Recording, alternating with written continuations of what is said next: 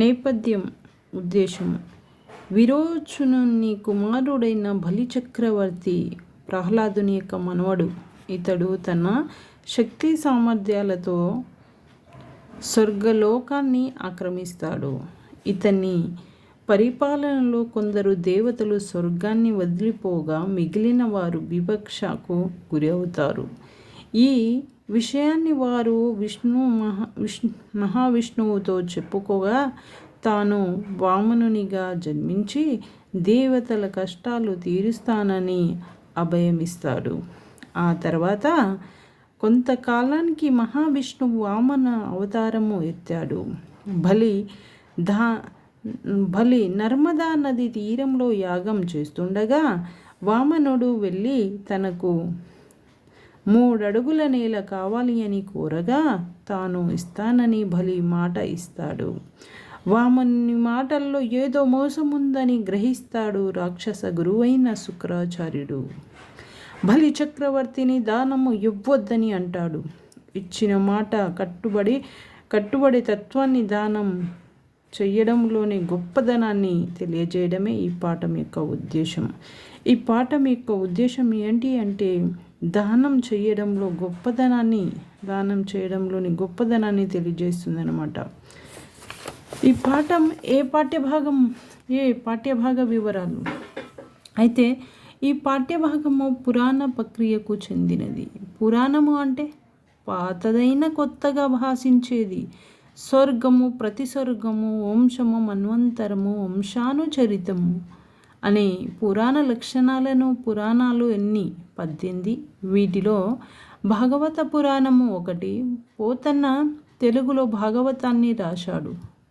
పోతన్న ఏ భాషలో రాశాడంటే తెలుగులోకి అనువదించాడు. ప్రస్తుత పాఠ్యభాగము శ్రీమద్ భాగవతము 8వ స్కందంలోని వామన చరిత్రలోనిది. శ్రీమద్ భాగవతం అనే 8వ స్కందములోని వామన చరిత్రలోనిది ఈ పాఠ్యభాగం అన్నమాట. అయితే కవి పరిచయం చూద్దాం. పోతన్న పూర్వము వరంగల్ జిల్లా, నేటి జనగామ జిల్లాలో భాగమైన బమ్మెర గ్రామం నివాసి. తల్లి లక్కమాంబ, తండ్రి కేసన్న. పోతన్న సహజ పండితుడని ప్రసిద్ధి. మానవ మాతృలైన రాజులకు తన గ్రంథాన్ని అంకితం చెయ్యనని భగవంతునికి ఇచ్చిన కవితా కళను భగవంతునికే అంకితం చేస్తానని చెప్పిన భాగవత పురాణాన్ని శ్రీరామచంద్రునికే అంకితం చేశాడు. అయితే మానవులకు అంకితం ఇయ్యను, ఈ కళను ఇచ్చినది భగవంతుడే కాబట్టి భగవంతునికే అంకితం చేస్తానని శ్రీరామచంద్రునికి అంకితం ఇచ్చాడు పోతన్న. 15వ శతాబ్దానికి చెందినవాడు ఎవరు? పోతన్న. శబ్ద అలంకార సొగసుతో భక్తి రస ప్రధానంగా ఇతని రచన కొనసాగుతుంది అన్నమాట. పాండిత్య పామర జనరంజకంగా రాయడం పోతన్న ప్రత్యేకత. ప్రహ్లాద చరిత్ర, గజేంద్ర మోక్షము, రుక్మిణి కళ్యాణము మున్నగు ఘట్టాలతో పద్యాలు ప్రతి తెలుగువాడికి కంటత వస్తాయి. పోతన్న రచనా శైలి మధుర భక్తి. ఆ తర్వాత కవులకు ఒరవడిగా నిలిచాయి. వీరభద్ర విజయం, భోగిని దండకము, నారాయణ శతకము ఇతని యొక్క రచనలు. పోతన్న యొక్క రచనలు అంటే వీరభద్ర విజయము, భోగిని దండకము, నారాయణ శతకము ఇతని యొక్క రచనలు. ఇతను 15వ శతాబ్దానికి చెందినవాడు. పాఠ్యభాగం ఏటి? దానశీలం అనే పాఠ్యభాగాన్ని రచించినది బమ్మెర పోతన్న. పోతన్న యొక్క పరిచయం ఈ విధంగా.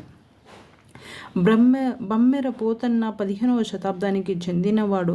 ఇతను వరంగల్ జిల్లా, నేటి జనగామ జిల్లాలో భాగమైనది బ్రహ్మెర గ్రామానికి నివాసితులైనాడు. తల్లిదండ్రులు ఎవరు అంటే లక్కమాంబ, తండ్రి కేసన్న. పోతన్న సహజ పండితుడనమాట. ఇతను మానవులకు అంకితం ఇయ్యనని తన రచనలను శ్రీరామచంద్రునికే అంకితం ఇవ్వడం జరిగింది. ఇతను శబ్ద అలంకార సొగసులతో భక్తి రస ప్రధానంగా అతని రచనలు సాగుతూ ఉండేవి అన్నమాట. పోతన్న యొక్క ప్రత్యేకత, ప్రహ్లాద చరిత్ర, గజేంద్ర మోక్షము, రుక్మిణి కళ్యాణము ఈ ఘట్టాలను పద్యాలుగా ప్రతి తెలుగువాడికి కంటత వస్తాయి. పోతన్న రచనాశైలి మధురమైన భక్తి. ఇతని యొక్క రచనలు వీరభద్ర విజయం, భోగిని దండకం, నారాయణ శతకాన్ని రచించడం జరిగింది.